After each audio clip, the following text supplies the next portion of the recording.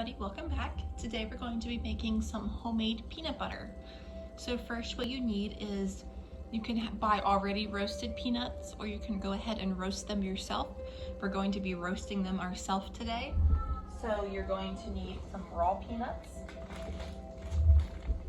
So we're just gonna get our pan here. We have our oven preheated to 350. So basically what we're doing is we're roasting our own peanuts. Kind of spread them out on our pan here. I'm gonna grab another pan. They're gonna be in the oven on 350 degrees for 10 to 12 minutes or until they start to get a little brown.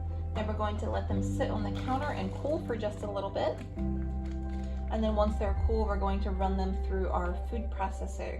You could use a blender or a food processor for this,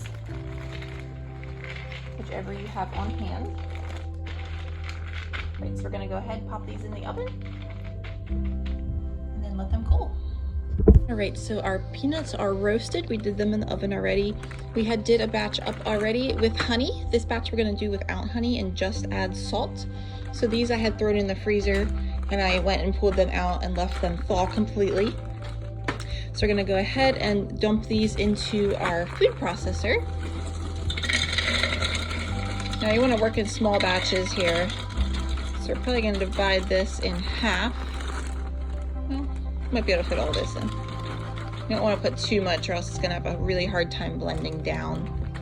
But I think this should be okay. All right, so you can just do it like this if you want. You can add salt, you can add honey, maple syrup, pretty much whatever you want. So we're gonna be grinding this down. It takes about 10 to 15 minutes to get smooth peanut butter. You're going to let it run about a minute and a half. Stop it, scrape down the sides, run it again for another minute and a half.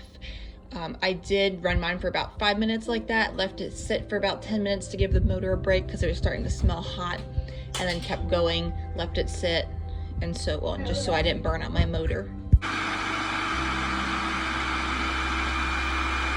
So it's going to be dry and crumbly at first, like this, and then it's going to form into a ball. And then after that, it'll start turning into creamy peanut butter. Just remember, it does take a while, so it will eventually get there.